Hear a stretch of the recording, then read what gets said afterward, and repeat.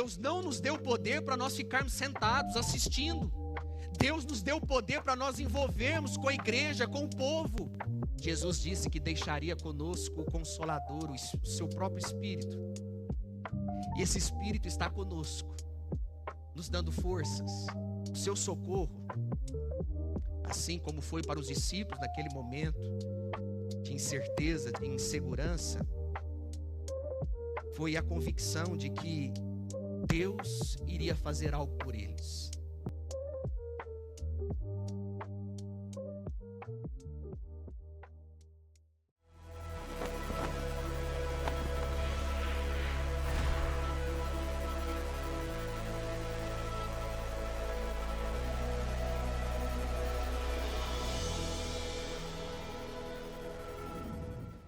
Meus irmãos, nós vamos trabalhar nesses próximos meses o livro de Atos dos Apóstolos.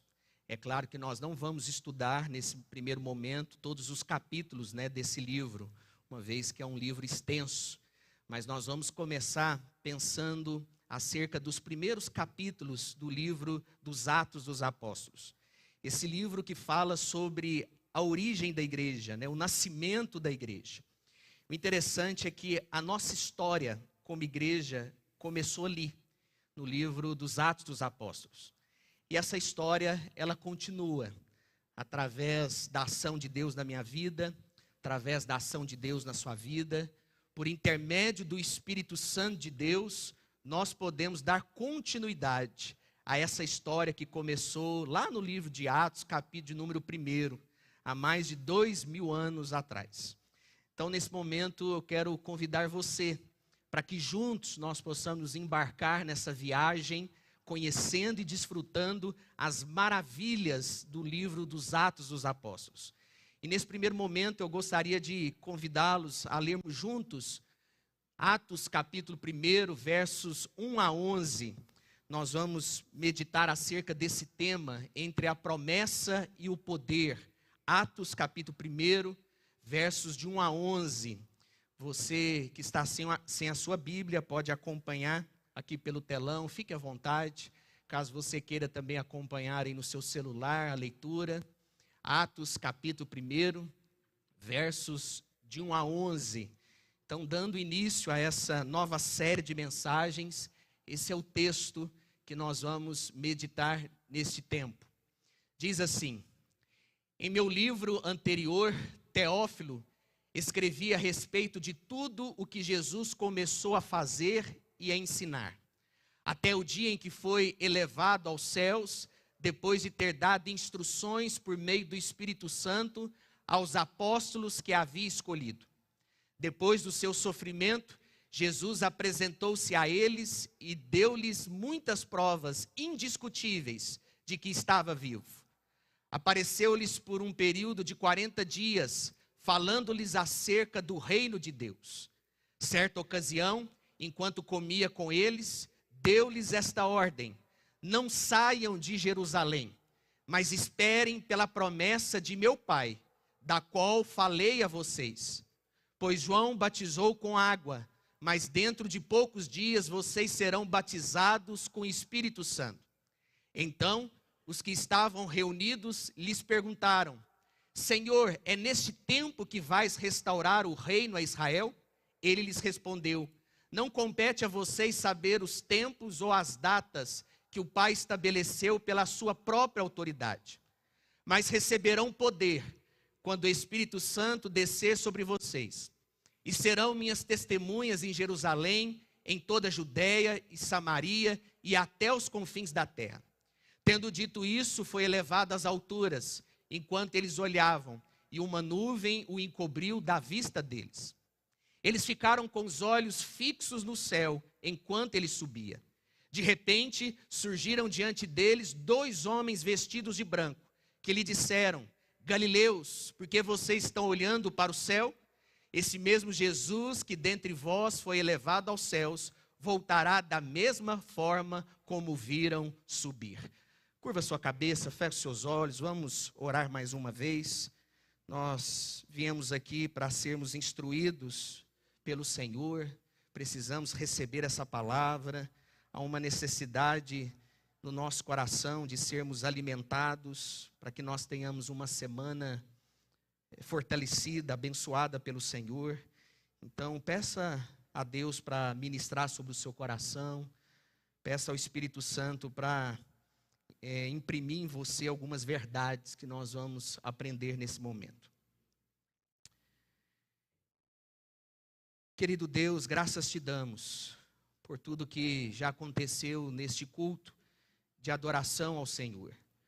Obrigado pelas músicas que nós entoamos ao Senhor, cânticos espirituais.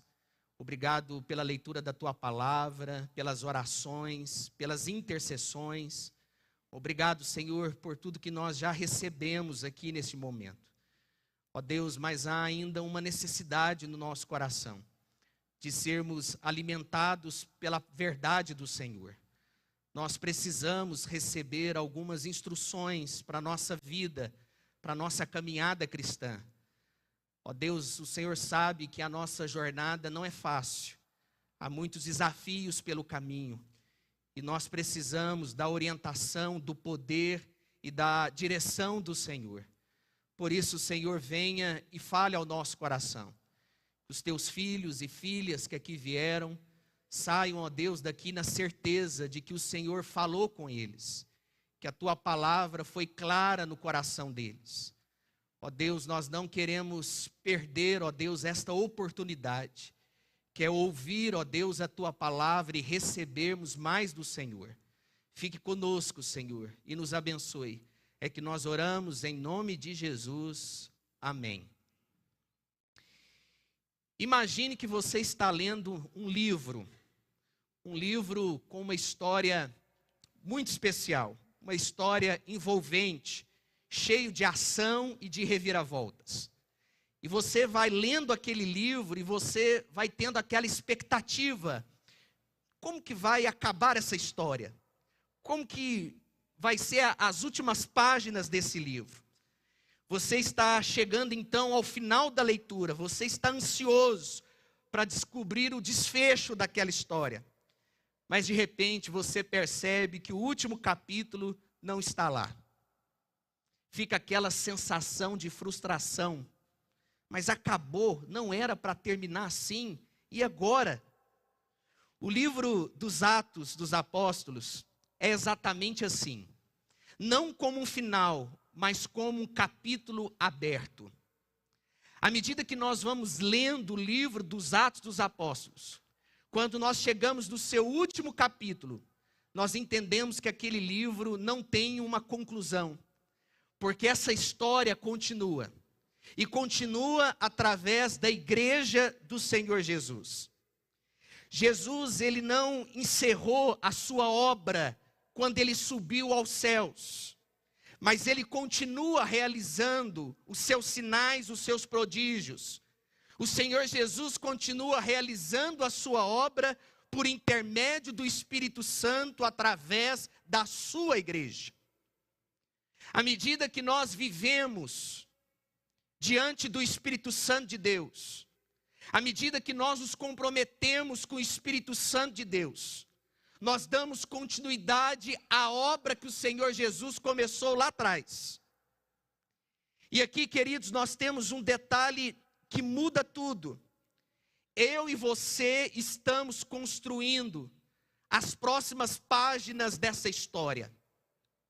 Essa história que está sendo conduzida por Deus, mas que um dia Ele decidiu usar não os anjos, mas os seus discípulos, homens e mulheres, para que pudessem avançar com essa história que Ele mesmo começou. No livro de Atos, a igreja vive entre dois grandes momentos. O dia em que Jesus subiu ao céu e o dia em que Ele voltará. E nesse intervalo de tempo, a missão é clara. Nós precisamos testemunhar sobre Jesus no poder do Espírito Santo de Deus. Nós decidimos, como equipe pastoral, trabalhar esse tema, a história inacabada, os atos do Espírito Santo, porque nós falamos muito pouco sobre o Espírito Santo. Falamos muito acerca da primeira pessoa da Trindade, o Deus Pai. Falamos muito acerca de Jesus Cristo, a segunda pessoa da Trindade.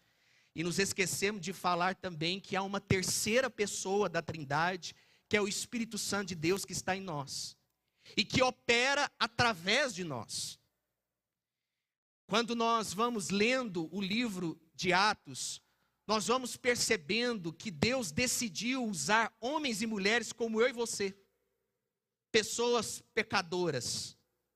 Homens simples, homens cultos, homens com cultura, homens sem cultura, homens que estavam pelo caminho, mas que Deus decidiu pegar e agora usar com a sua poderosa mão.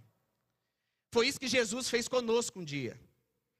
Nós estávamos caminhando, estávamos perdidos, procurando satisfazer os nossos próprios desejos, estávamos condenados à morte, à condenação, à perdição, mas Cristo Jesus um dia nos encontrou e mudou a nossa vida. E Ele mudou a nossa vida não mais para que nós vivamos do nosso jeito, mas para que agora nós vivamos do jeito dEle, da maneira dEle, assim como Ele ensinou aos seus discípulos e apóstolos. Lucas foi o único escritor bíblico do Novo Testamento não judeu. E Lucas aqui é o autor deste livro, chamado Atos dos Apóstolos. Lucas, o escritor de Atos, era um médico de profissão e também um historiador. Por isso que ele narrou de forma tão maravilhosa os primeiros passos da igreja cristã. E ele escreveu talvez a obra mais relevante para a história do cristianismo em 2 volumes. O primeiro volume foi o Evangelho que leva o seu nome, o Evangelho de Lucas, e depois o segundo volume, que é o livro de Atos dos Apóstolos. Lucas relata todas as coisas que Jesus começou a fazer e a ensinar. Começou porque o que Jesus fez e ensinou, agora avança com os apóstolos e com a igreja. Essa expressão aqui, ela é linda, ela é maravilhosa. O que Jesus começou a fazer e a ensinar. Ele não terminou, porque agora nós vamos fazer e ensinar de acordo com o poder dele que está em nós, de acordo com a sua orientação, através da ação do Espírito Santo na nossa vida.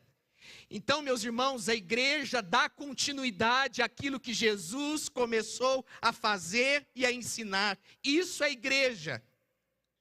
É dar continuidade à obra de Jesus, ao movimento que Jesus instalou aqui nesse mundo. Não uma religião, mas uma caminhada de fé, em direção ao Senhor, ao Deus Todo-Poderoso, Criador dos céus e da terra. A primeira lição que nós aprendemos aqui é que entre a promessa e o poder, há um Cristo vivo que continua a sua obra. Nos versos 1 e 2, Lucas apresenta a continuidade do ministério de Cristo. Então, o livro de Atos é, portanto, o registro da história da igreja. Em Atos dos Apóstolos, nós temos ali a identidade da igreja, o que é ser igreja. Para que a igreja foi chamada por Deus? Você descobre lendo o livro de Atos dos Apóstolos. Se você ler atentamente o Evangelho de Lucas e o livro de Atos, você verá que aquilo que Cristo fez e ensinou, os apóstolos continuaram fazendo e ensinando por intermédio da ação do Espírito de Deus. A Bíblia diz que os apóstolos aprenderam diretamente com Jesus o que eles precisavam fazer e ensinar. Jesus é o modelo perfeito, o exemplo supremo, o protótipo, o paradigma que nós devemos seguir.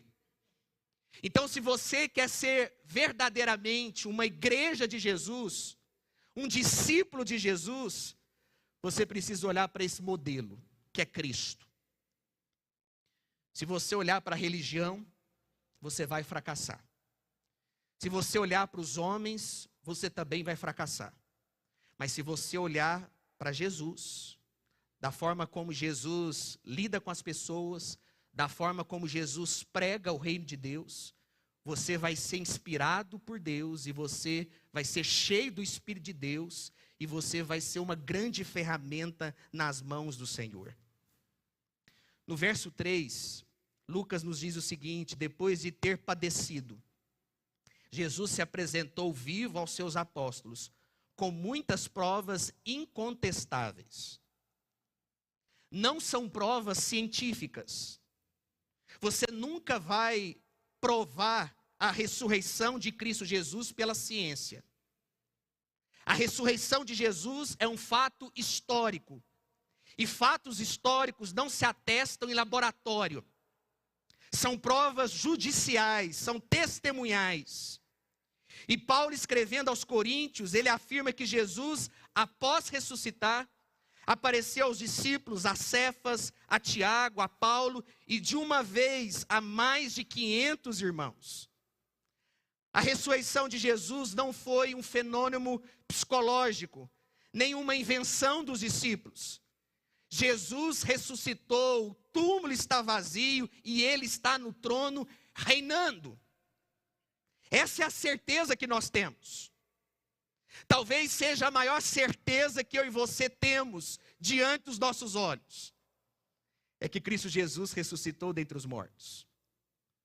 Ele venceu a morte e agora ele está à direita do Deus Pai. A ressurreição de Jesus é o pilar central do cristianismo. Se Cristo não tivesse vencido a morte, o seu ministério teria sido um fracasso. Se Jesus não tivesse vencido a morte, ele seria incapaz de salvar a si mesmo. E, portanto, incapaz de ser o nosso Redentor. Então, pelo fato de Jesus ter vencido a morte, ele é verdadeiramente o nosso Salvador. Ele é verdadeiramente o nosso Redentor. Como Paulo afirma, se Cristo não ressuscitou, nossa fé é vã, nossa pregação é inútil, e os que morreram pereceram sem esperança. Mas diz a Bíblia que Jesus ressuscitou como as primícias dos que dormem, vencendo a morte e inaugurando a imortalidade. Ninguém nunca venceu a morte, a não ser o próprio Senhor Jesus Cristo.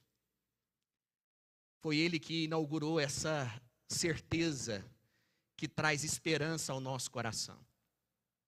De que um dia nós vamos morrer fisicamente. Nós vamos deixar esse corpo para habitarmos com o Senhor. Mas você já parou para entender, ou para refletir, que você é um ser espiritual e que você jamais vai morrer? Você é um ser eterno? Porque diz a Bíblia que o seu corpo vai voltar à terra, mas o seu espírito vai voltar a Deus.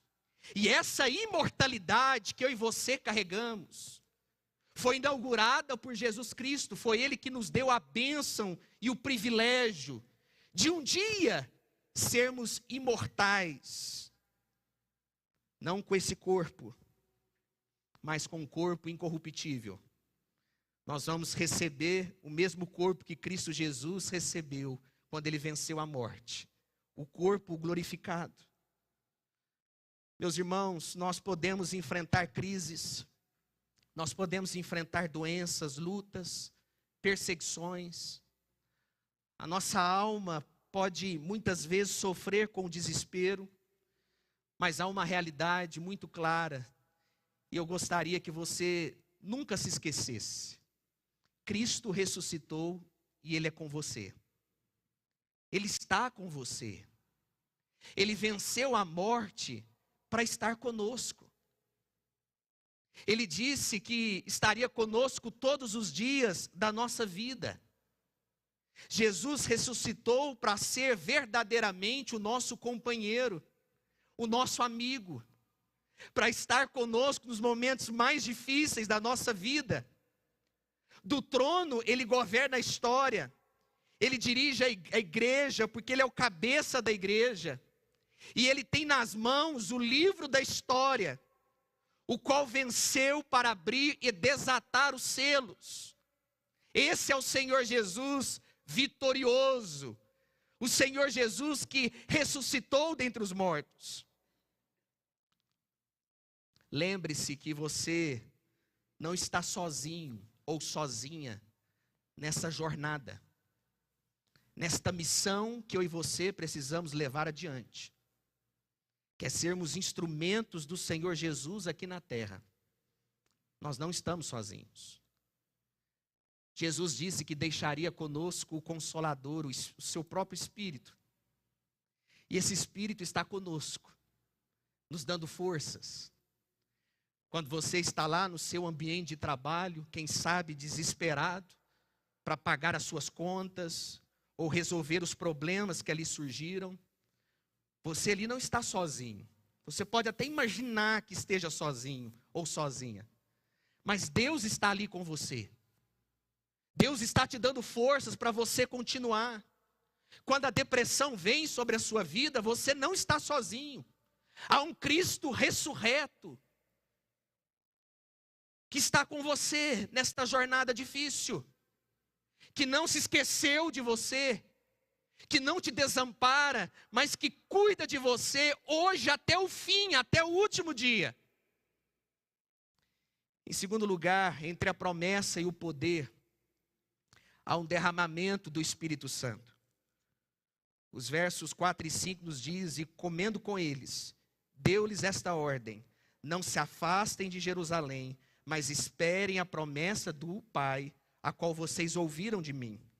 Porque João, na verdade, batizou com água, mas vocês serão batizados com o Espírito Santo dentro de poucos dias.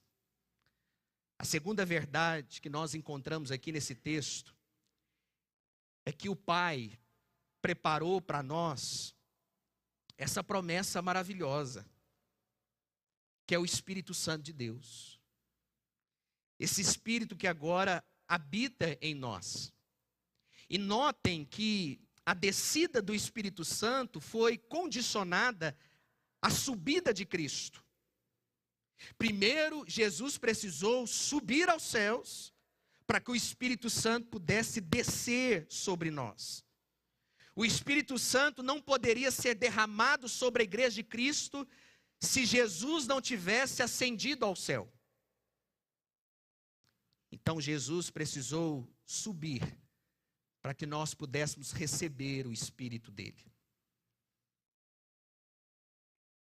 Você já parou para imaginar que Jesus poderia ter dado o Espírito dele enquanto ele estava com os seus discípulos? Ele é Deus, ele é o Todo-Poderoso. Ele não precisava subir primeiro para depois derramar o Espírito dele. Mas Jesus, ele cumpriu uma profecia do Antigo Testamento. Em segundo lugar, Jesus, ele derramou o seu Espírito após a sua subida aos céus, como uma lição pedagógica para nós. E qual que é a lição de Jesus aqui para cada um de nós? Que há momentos de insegurança, há momentos de incerteza, e era assim que se encontravam os discípulos, porque eles estavam pensando o seguinte: mas se o mestre vai embora, o que vai acontecer conosco? Como vai ser agora a nossa caminhada, a nossa jornada nesse mundo tão difícil? Mas Jesus fez questão de subir e depois derramar o seu Espírito, para que os discípulos entendessem que eles são dependentes do Senhor, que eles precisam olhar para o céu, porque é do céu que vem o nosso socorro. Porque talvez se Jesus tivesse derramado seu Espírito enquanto ele estava entre os discípulos, talvez a percepção daqueles homens teria roubado do coração deles essa dependência de Deus. Nós dependemos do Senhor. Há momentos, meus irmãos, na nossa vida que nós precisamos olhar para Deus, olhar para o céu, olhar para Jesus. Quando tudo está difícil e você não consegue resolver os problemas, Pare de olhar para as circunstâncias da vida e olhe para Jesus. O seu socorro, assim como foi para os discípulos naquele momento de incerteza, de insegurança, foi a convicção de que Deus iria fazer algo por eles. Deus iria ajudá-los nesta jornada. E foi assim que Jesus fez. Então, que em nome de Jesus, que os nossos olhos estejam voltados aos céus, onde Deus está no seu trono e Jesus Cristo está à destra do seu Pai. Em Atos, capítulo 1, verso 4, Jesus ordenou aos seus discípulos que não saíssem de Jerusalém, mas esperassem a promessa do Pai. Permanecer, queridos, em Jerusalém naqueles dias, para aqueles discípulos, não era uma tarefa fácil. Aquela cidade era perigosa para eles. A igreja estava sob pressão e perseguição. Muitos eram galileus e naturalmente queriam voltar para casa. Mas Jesus disse: permanecei na cidade até que do alto sejais revestidos de poder, conforme está registrado lá em Lucas, capítulo 24, versículo 49. Permaneçam em Jerusalém. Fiquem por aqui, porque vocês serão revestidos de poder.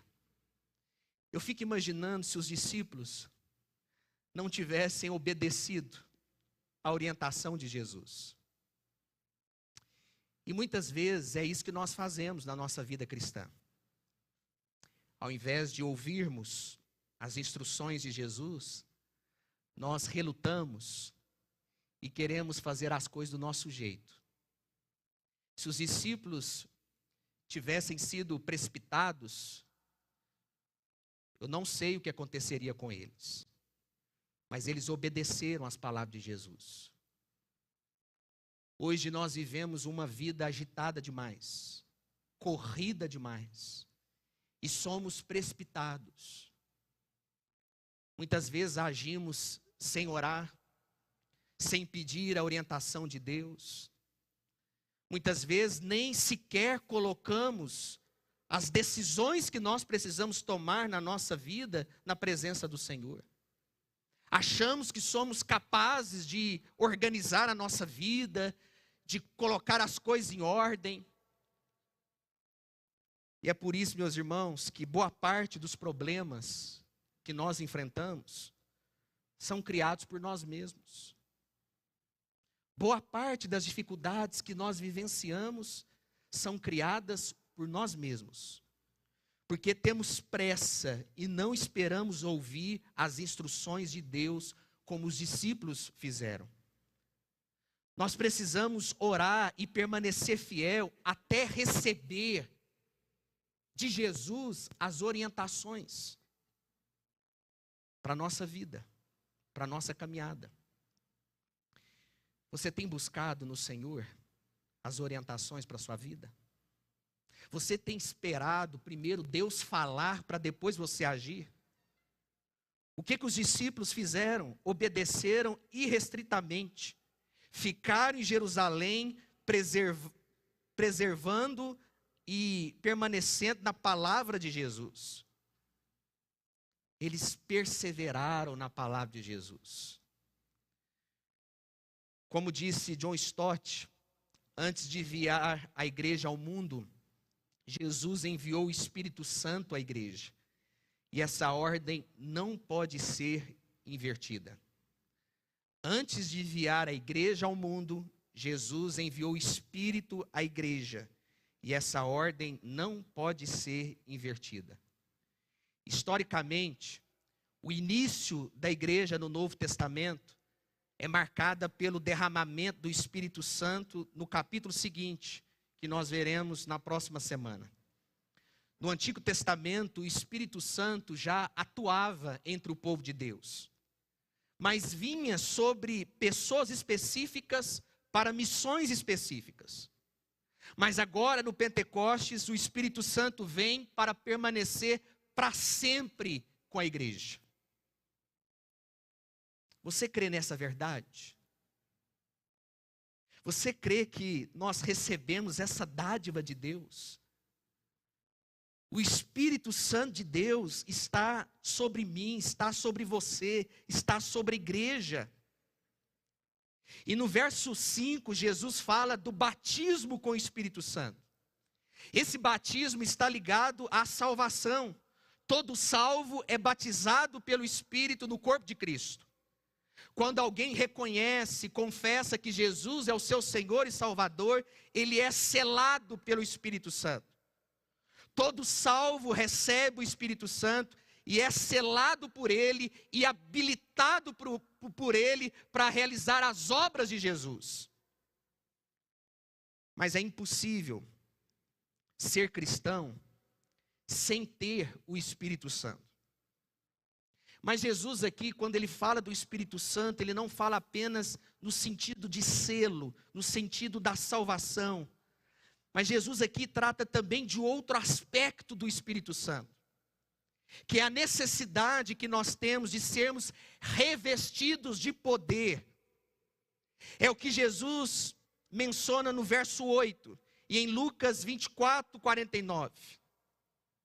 Que os discípulos precisavam aguardar ali em Jerusalém, porque eles seriam revestidos de poder.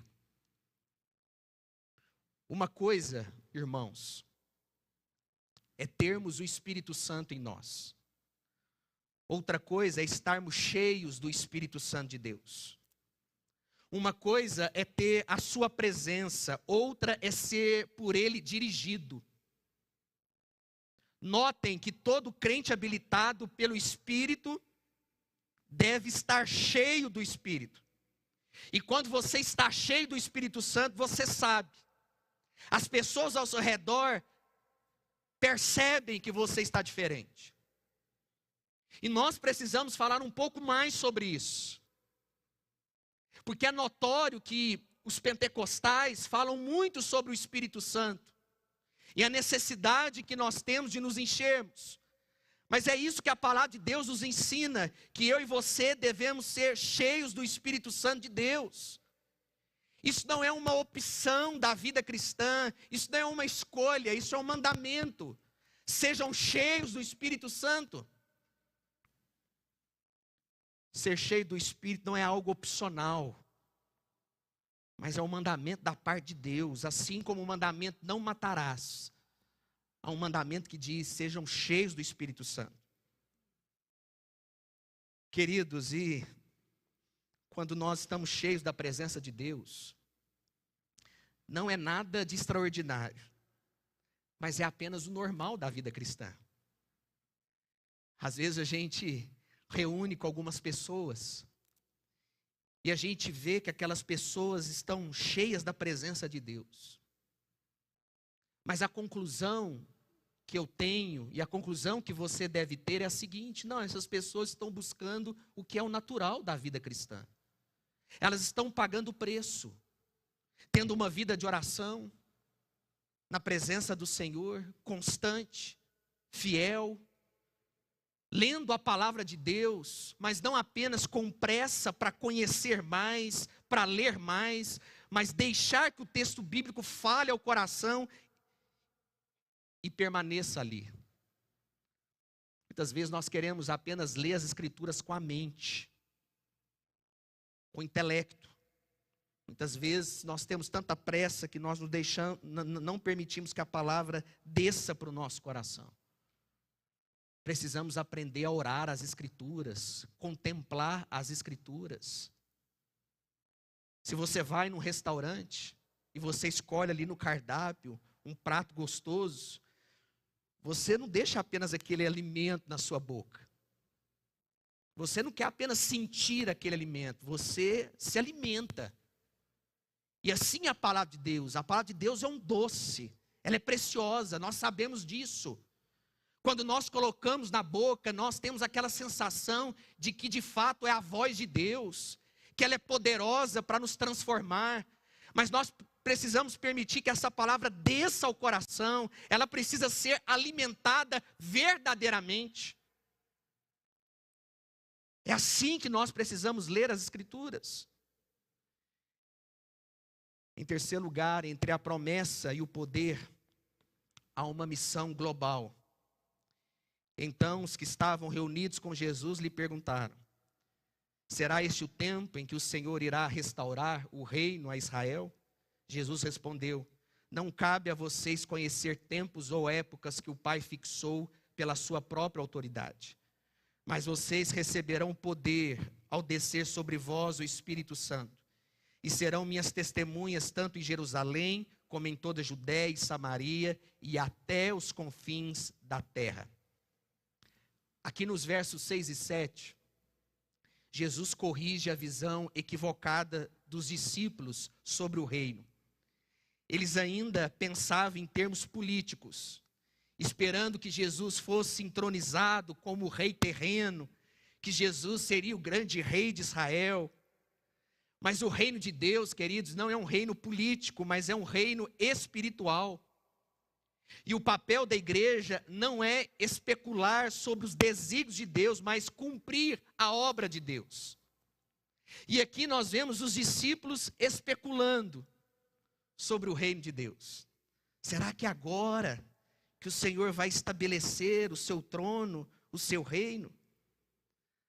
Ah, meus irmãos, nós temos perdido tanto tempo discutindo a missão ao invés de realizá-la. E é tão triste, porque isso é uma realidade, infelizmente, na nossa denominação.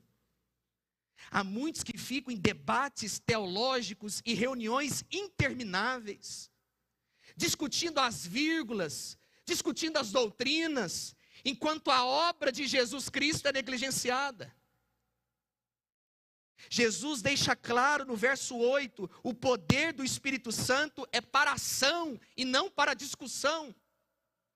Eu não estou dizendo aqui que nós não devemos estudar a Bíblia, que nós não devemos conhecer a Bíblia, mas tem muita gente presa, amarrada na teologia e esqueceram das palavras de Jesus, da ordem de Jesus. É por isso que nós vemos uma igreja que não avança. Uma igreja que vai definhando, perdendo a sua força, perdendo o seu entusiasmo, porque querem mais discutir a palavra do que colocar em prática a palavra de Jesus. Poder nós recebemos de Jesus para sair do campo da especulação e entrar no campo missionário. Nós temos um chamado como discípulo de Jesus. E qual que é esse chamado? Fazer Jesus conhecido. Por que nós recebemos poder dos céus? Poder para trabalhar, poder para servir a igreja, poder para colocarmos em prática os nossos dons e talentos. Deus não nos deu poder para nós ficarmos sentados assistindo. Deus nos deu poder para nós envolvermos com a igreja, com o povo. Deus nos deu poder para que nós amemos uns aos outros, para que a gente sirva uns aos outros, para que nós sejamos uma comunidade de fé saudável, que não fique apenas no campo da especulação e pensando, refletindo acerca do Evangelho, enquanto ele precisa ser vivido. É curioso, e preste bem atenção no que eu vou dizer. Aqueles que mais sabem nos nossos dias, muitas vezes são aqueles que menos fazem. E aqueles que menos sabem são aqueles que mais fazem. O mais surpreendente é quando você se depara com uma pessoa com grandes limitações do seu conhecimento, na sua formação teológica e doutrinária, mas que são homens e mulheres cheios do Espírito Santo de Deus. Pessoas que você olha para a vida, você não vê diplomas, você não vê um grande conhecimento, mas você vê frutos, muitos frutos. Há centenas e milhares de igrejas espalhadas pelo nosso Brasil, que foram plantadas por pessoas assim, pessoas simples, sem conhecimento. Principalmente quando nós olhamos para as igrejas pentecostais históricas. Há um documentário no YouTube que você precisa assistir, Fé Não Fingida.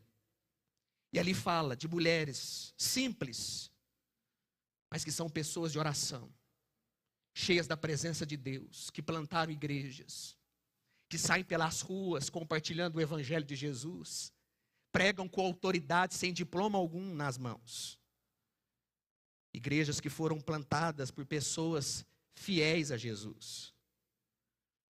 Queridos, como é possível uma pessoa sem conhecimento, mas ser tomada pelo Espírito Santo de Deus e se tornar um grande instrumento nas mãos de Deus?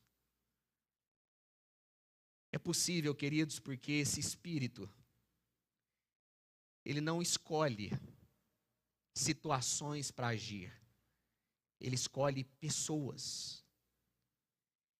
E não existe colheita sem semeadura. Não existe colheita sem semeadura. Se você quer colher na sua vida cristã, você precisa semear. Nós precisamos, como igreja, gastar mais a sola do nosso sapato do que os bancos da igreja. Essa é a grande realidade. Nós precisamos gastar mais a sola do nosso sapato, compartilhando o Evangelho, fazendo Jesus conhecido. Porque gastar o banco da igreja é algo mais fácil que existe. Você não se compromete com ninguém, você se compromete apenas com você mesmo, e você vai levando essa vida. Mas não é isso que Deus tem para você. Deus tem algo muito maior. Deus quer usar você. Quando você estiver no corredor do seu trabalho, ou no corredor da sua universidade, Deus quer que você pare alguém em ousadia e ore por essa pessoa. Seja bênção na vida dela. Quem sabe, liberte os demônios que estão sobre ela. Esses são os sinais que nos acompanham. Todo aquele que crê pode realizar esses sinais e prodígios. Você pode orar por alguém e essa pessoa ser curada. Você sabia disso? A cura não é ministrada apenas pelo sacerdote, pelo pastor. A cura é ministrada entre o povo de Deus. Se você nunca orou por alguém e essa pessoa não foi curada, você está perdendo a bênção de poder ver com seus próprios olhos os milagres de Jesus. Porque esse é o Deus que nós servimos, um Deus que faz milagres ainda hoje. Um Deus que cura do jeito dele, da maneira dele. Não importa se você é pregador, se é pós-doutor, ou apenas com ensino básico, o que importa é pregar o Evangelho no poder do Espírito Santo. Sem o poder do Espírito não haverá coragem para pregar o Evangelho e não haverá frutos. Sem poder do Espírito Santo na nossa vida, nós não veremos frutos. Esqueça. Se o poder de Deus não estiver em você, se você não for revestido por esse poder, você não verá aquilo que Deus quer apresentar para você. Porque na caminhada com Deus é assim, nós precisamos dar um passo em direção ao Senhor. Nós precisamos caminhar pela fé, sabendo o que Deus pode fazer. Mas para quê? Ou por quê? Deus decidiu derramar sobre nós poder. Poder para quê? Em primeiro lugar, queridos, poder para resolver tensões de relacionamento. Quantos relacionamentos estão diante de nós e nós não conseguimos resolver com a nossa própria força? E nós precisamos do poder do Espírito Santo de Deus para nos usar. Talvez um relacionamento quebrado, despedaçado. Talvez um relacionamento mal resolvido com o pai, com a mãe, com o irmão. E eu quero dizer ao seu coração que você não vai conseguir resolver esses problemas na força do seu braço. Você precisa do poder do Espírito Santo de Deus. Se você está aqui hoje, você está enfrentando uma grande dificuldade numa área de relacionamento, Busque o Espírito Santo de Deus. Busque o poder do alto, para que você seja um instrumento nas mãos do Senhor. Em segundo lugar, nós precisamos de poder para morrer. Mas como assim, pastor? Poder para morrer? Como disse Martin Luther King, se você não tem uma causa pela qual morrer, também não tem uma causa pela qual viver. E os discípulos de Jesus entenderam isso. Se nós temos uma causa pela qual morrer, certamente nós temos também uma causa pela qual nós vamos viver. Muitos me perguntam, pastor, mas e se vier as perseguições religiosas que acontecem nos outros países, ao Brasil, o que vai acontecer com a igreja brasileira? Porque nós sabemos que em muitos lugares do mundo a igreja perseguida é uma realidade. Pessoas que precisam se reunir em lugares escondidos, o culto precisa ser celebrado bem baixinho, para que ninguém ouça. As pessoas precisam ali, de certa forma, com muita dificuldade, fazer alguns planos para que elas tenham acesso às Escrituras, à Palavra de Deus. É muito difícil elas receberem um exemplar das Sagradas Escrituras. Algumas pessoas têm apenas algumas cópias aleatórias da Bíblia. O que vai acontecer se uma perseguição vier contra o nosso país? Quando eu olho para os irmãos da igreja perseguida, eu entendo que esses irmãos não têm mais forças em si mesmo do que nós, como igreja brasileira. Não é que eles têm uma força diferente da que eu e você temos acesso. O que acontece é que, se Deus permitir que a perseguição chegue até nós, Ele nos dará graça e poder para darmos a vida a Cristo Jesus. O diferencial está no poder de Deus. Não está nas pessoas, não está nas circunstâncias difíceis que essas pessoas estão enfrentando, mas esse poder reside no crente, no discípulo de Jesus, seja aqui no Brasil ou fora dele, ou em qualquer outro lugar do mundo. Com poder, queridos, com autoridade espiritual, buscando ao Senhor de todo o nosso coração. Se necessário, nós podemos oferecer a nossa vida pela causa do Evangelho, pelo amor de Cristo Jesus. Talvez você esteja pensando, mas essa é uma realidade muito distante de nós, queridos. Para os tempos mudarem, é só isso aqui, ó. Uma perseguição começar no nosso país é só uma mudança, é só uma chave. E pode acontecer a qualquer momento. E quando acontecer, você vai precisar estar cheio do Espírito Santo de Deus. Senão você vai ficar pelo caminho. Você não vai conseguir pregar na força do seu braço. Você não vai conseguir pregar na sua intelectualidade. Mas você só vai conseguir pregar de acordo com o poder de Deus sobre você e sobre aqueles que ouvem a palavra do Senhor. Meus irmãos, nós precisamos desse poder. Poder para pregar o Evangelho. É por isso que Jesus derramou o seu Espírito sobre nós e nos concedeu por meio dele esse poder. Sem poder você se cala, sem poder você se envergonha. Sem poder você se torna um agente secreto do reino de Deus.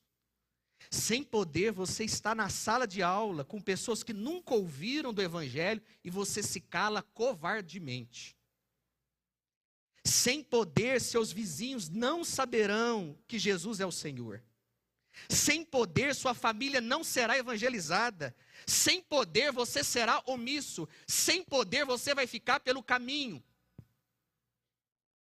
Você vai até poder ser um frequentador de igreja, sem o poder, mas você não vai permanecer fiel ao Senhor até o último dia. Uma hora ou outra, a máscara cai. e revela quem de fato você é.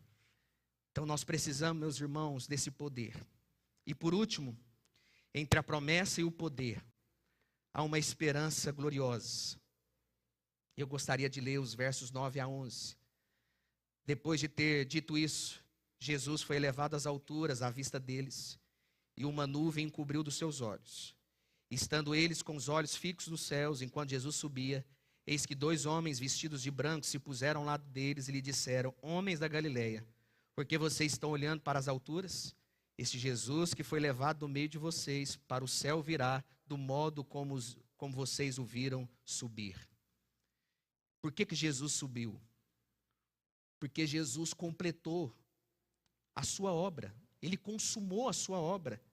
Ele nasceu, ele viveu, ele morreu, ele ressuscitou e ele estabeleceu a sua igreja.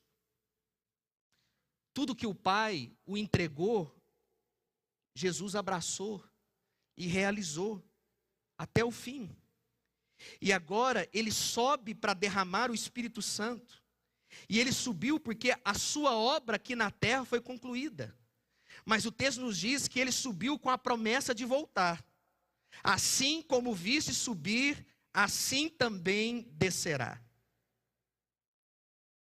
Preste atenção no que eu vou dizer. Receba isso no seu coração.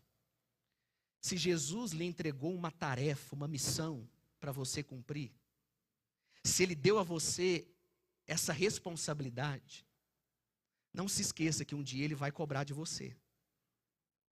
O que você fez com a missão que ele te entregou? E ele vai exigir de você. Apresente as tuas obras. Apresente diante de mim o que você fez. E a Bíblia diz que a volta do Senhor Jesus será uma volta visível, todo olho verá.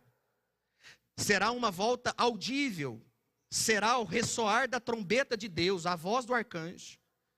Será uma volta repentina, num abrir e fechar dos olhos, como relâmpago que pisca do oriente ao ocidente.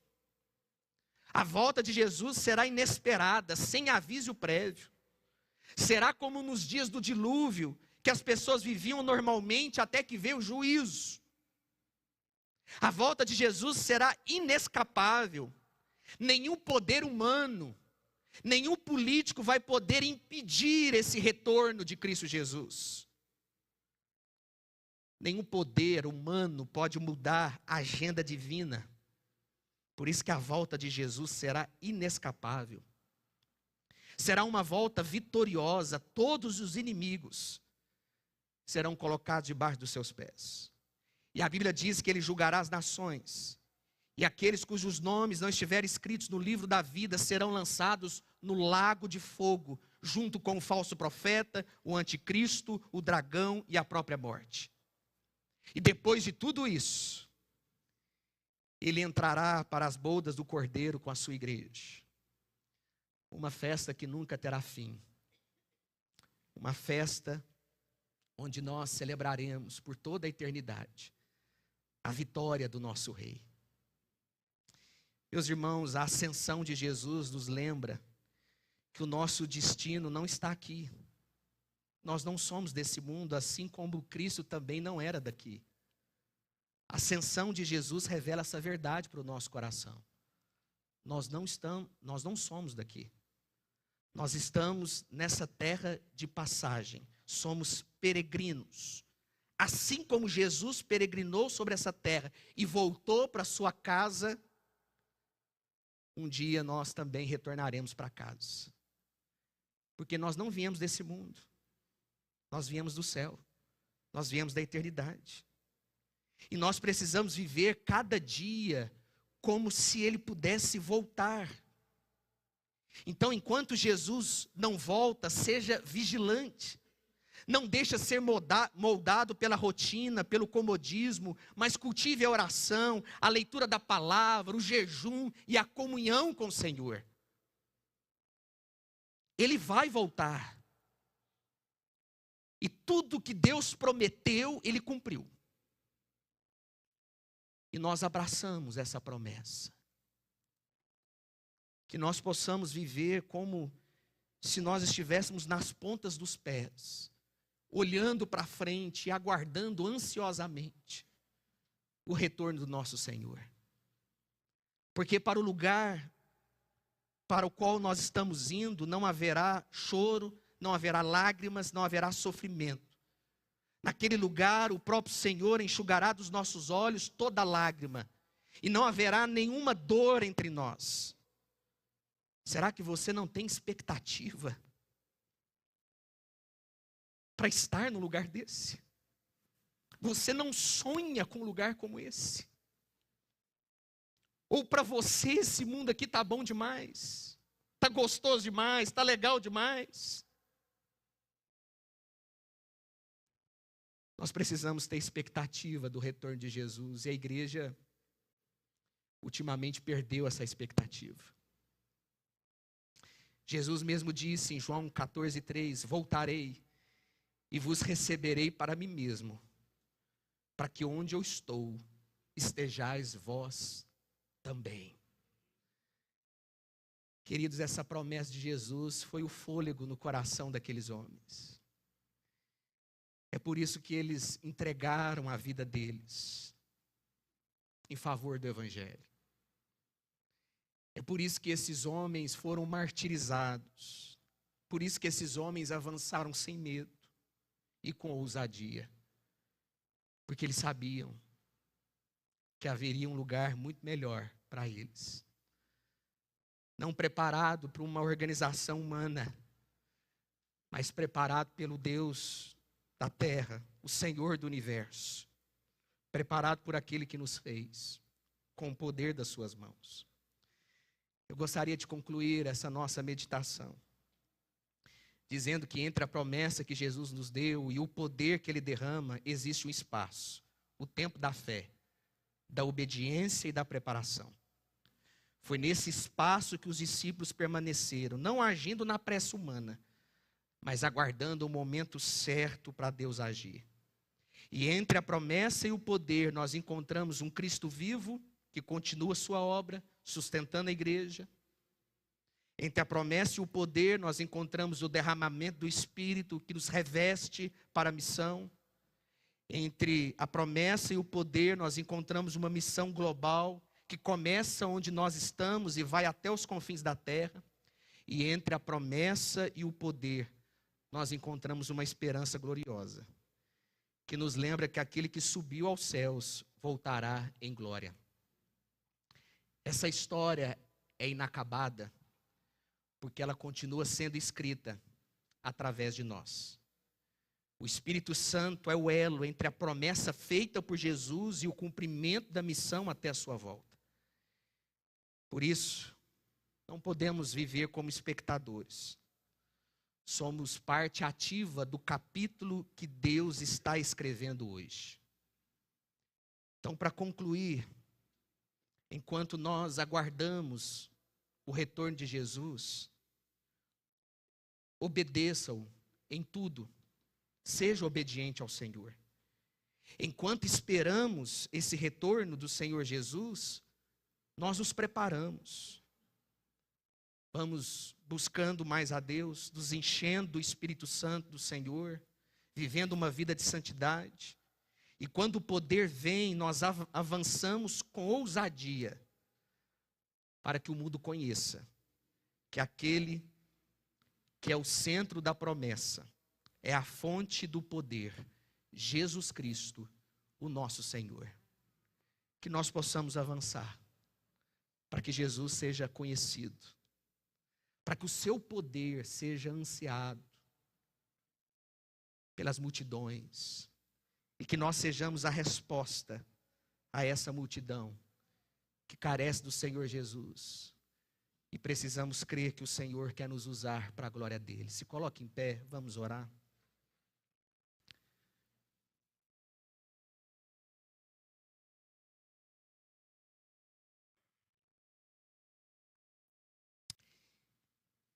Queridos, essa palavra, antes de ser preparada,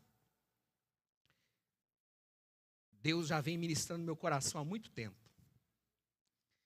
Que antes do Espírito de Deus falar com você, Deus fala comigo. E eu estava vivendo um período da minha vida que eu não estava crendo que Deus poderia realizar milagres que nós não imaginamos. E recentemente eu estava fora de Uberlândia, participando de um curso sobre dons espirituais. E uma das aulas ministradas foi sobre o dom de cura. E Deus falou profundamente ao meu coração. Cheguei para o pastor Diego e disse: pastor, mas é difícil, né, a gente crer nesse dom.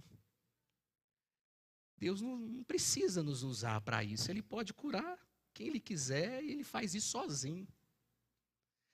Mas foi quando eu entendi que muitas coisas que Deus quer fazer nesse mundo, Ele quer fazer através de nós. E rapidamente, para nós encerrarmos, eu quero compartilhar um testemunho. Essa aula falou tanto ao meu coração,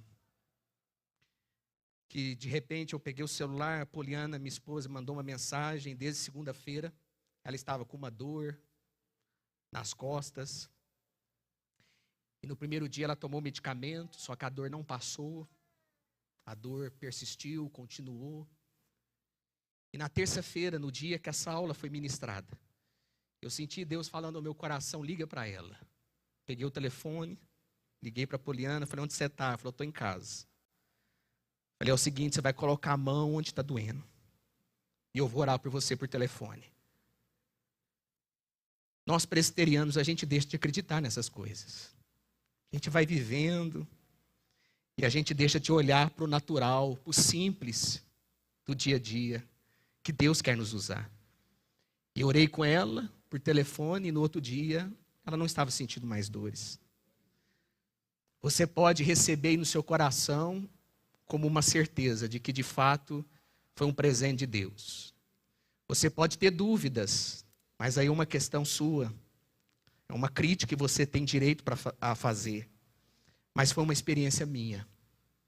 Isso não significa que todas as vezes que nós orarmos, nós seremos curados ou vamos curar pessoas. Mas isso significa que Deus quer que nós sejamos ousados. Deus quer coragem de nós. Poderia ter muito bem falado: não vou ligar. Para quê? Vou orar por ela aqui. Mas Deus quer essa coragem nossa, essa ousadia. De pegar o telefone, ligar e fazer uma oração por telefone. Essa coragem que Deus quer de nós. Que Deus possa te usar, meu irmão e minha irmã. Que ao longo dessa semana, pessoas possam te procurar dizendo: fulano, você que é um discípulo de Jesus, ore por mim. Eu estou enfermo, estou doente, eu quero receber a sua oração. E você pode ter certeza, se Deus quiser, Ele pode fazer. Ele é poderoso.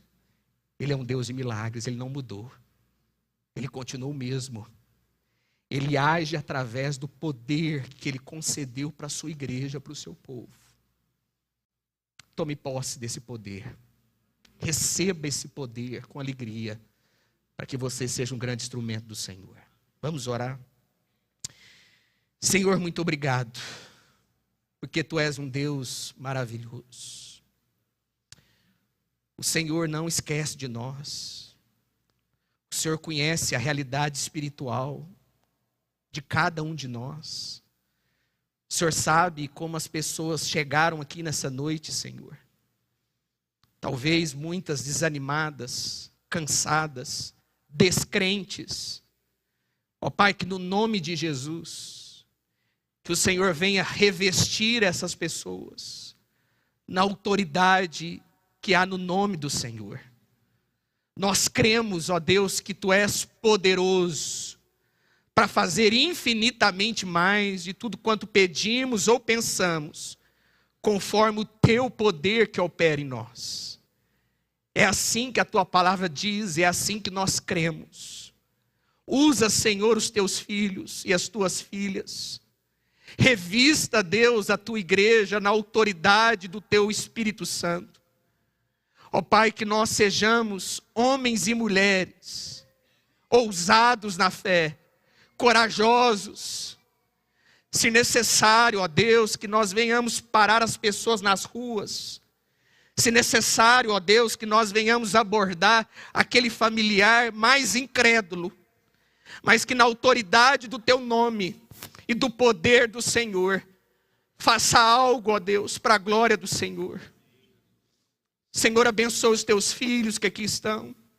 Continue, ó Deus, sustentando a tua igreja. Que nós vejamos, ó Pai, uma igreja forte, uma igreja ousada, uma igreja que ama o Senhor, uma igreja que adora o Senhor de todo o coração. Senhor, tire o nosso coração, ó Deus, daquele lugar, ó Deus, de incredulidade, daquele lugar, ó Deus, de marasmo, ó Deus, que em nome de Jesus, que nós sejamos despertados pelo Senhor, que o teu Espírito Santo, ó Deus, esteja sobre nós, nos usando, ó Deus, com poder e graça. Abençoa os teus filhos, ó Deus, e continue conduzindo a tua igreja, para que cada um alcance o alvo do Senhor. É que nós oramos, ó Pai, agradecidos por tudo que o Senhor permitiu acontecer aqui. E nós oramos em nome de Jesus. Amém. Que a graça do Senhor Jesus Cristo, o grande amor de Deus, o nosso Pai, que a comunhão, a consolação, o poder, a unção do Espírito Santo de Deus, o fogo do Espírito Santo de Deus, esteja sobre a sua vida, meu amado irmão, minha amada irmã, e com todo o povo de Deus, espalhado sobre a face da terra, hoje e para todo sempre. Amém e amém.